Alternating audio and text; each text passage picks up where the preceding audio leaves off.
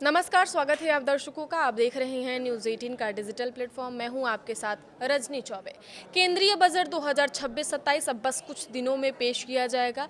इसी हफ्ते के रविवार को यानी 1 फरवरी को वित्त मंत्री निर्मला सीतारमण 2026 को रविवार के दिन लोकसभा में 11 बजे के लगभग बजट पेश करेंगे। यह उनका लगातार 9वां बजट होगा, जो स्वतंत्र भारत के इतिहास में एक बड़ा रिकॉर्ड है। इससे पहले मोरारजी देसाई ने सबसे ज़्यादा 10 बार बजट पेश किया था, जिनमें से 8 पूर्ण बजट जबकि 2 अंतरिम बजट थे। सबसे खास बात यह है कि आज़ादी के बाद पहली बार कोई बजट रविवार को पेश हो रहा है, जो काफ़ी ऐतिहासिक घटना मानी जा रही है। पहले भी कभी कभी शनिवार को बजट आया था, जैसे 2015 और 2016 में अरुण जेटली ने पेश किया था, लेकिन रविवार का यह पहला मौका है। इस बार बजट से आम जनता से लेकर इंडस्ट्री के अलग अलग एक्सपर्ट्स को कई सारी उम्मीदें हैं। किसानों को पीएम किसान की फसल बीमा और सिंचाई योजनाओं में ज़्यादा पैसे मिलने की आस है। उद्योग जगत को ग्रोथ के लिए पॉलिसी सपोर्ट की, टैक्स में आसानी और मैन्युफैक्चरिंग को बढ़ावा देने वाले ऐलान की उम्मीद है। यह बजट देश की अर्थव्यवस्था को मजबूत बनाने और आम आदमी की जिंदगी आसान करने वाला हो सकता है।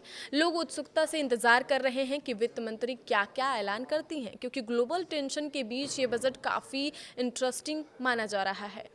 ग्राहकों के लिए ब्यूटी प्रोडक्ट्स आसान हो सकते हैं, सस्ते हो सकते हैं। जी हाँ, अस्पवेदा के फाउंडर हरिराम रिड़वा का कहना है कि ब्यूटी और पर्सनल केयर प्रोडक्ट्स पर मौजूदा 18% जीएसटी को कम करके किसी निचले स्लैब में लाया जाना चाहिए। इससे एक तरफ ग्राहकों के लिए प्रोडक्ट सस्ते होंगे और दूसरी तरफ D2C ब्रांड्स पर मार्जिन का दबाव भी कम होगा।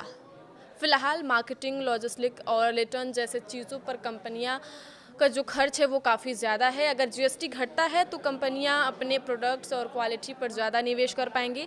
उन्होंने आगे कहा कि खास इंग्रेडिएंट्स, एक्टिव्स और प्रीमियम पैकेजिंग पर ज़्यादा कस्टम ड्यूटी होने से लागत बढ़ जाती है। वहीं जटिल रेगुलेटरी नियम इनोवेशन में रुकावट बनते हैं। आयुर्वेदिक ब्यूटी कंपनियों को अलग अलग नियमों की वजह से अतिरिक्त चुनौतियों का सामना भी करना पड़ता है, जिससे नए प्रोडक्ट्स लाने में देरी होती है।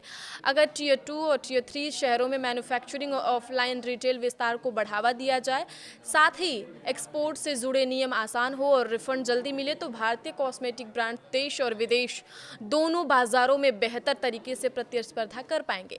इनमें टैक्स स्लैब आसान होने और छूट बढ़ने की उम्मीद। फ्लैशबैक के फाउंडर और सीईओ प्रणव कुमार के अनुसार बजट 2026 को लेकर काफ़ी उम्मीदें हैं। लोगों को ऐसे ऐलानों का इंतजार है जो आर्थिक विकास को बढ़ावा दे और साथ साथ वित्तीय संतुलन भी बनाए रखे। मिडिल क्लास को इनकम टैक्स स्लैब आसान होने और छूट बढ़ने की उम्मीद है, जिससे हाथ में ज़्यादा पैसे आए। वही रियल इकोनॉमी, खासकर रियल एस्टेट सेक्टर के लिए सरकारी समर्थन बढ़ने की उम्मीद है, ताकि अफोर्डेबल हाउसिंग, फंडिंग और आसान क्रेडिट्स के जरिए हाउसिंग और जुड़े सेक्टरों में लगातार मांग और विकास बना रहे। आगे की खबरों के लिए आप देखते रहिए न्यूज़ 18 का डिजिटल प्लेटफॉर्म। धन्यवाद।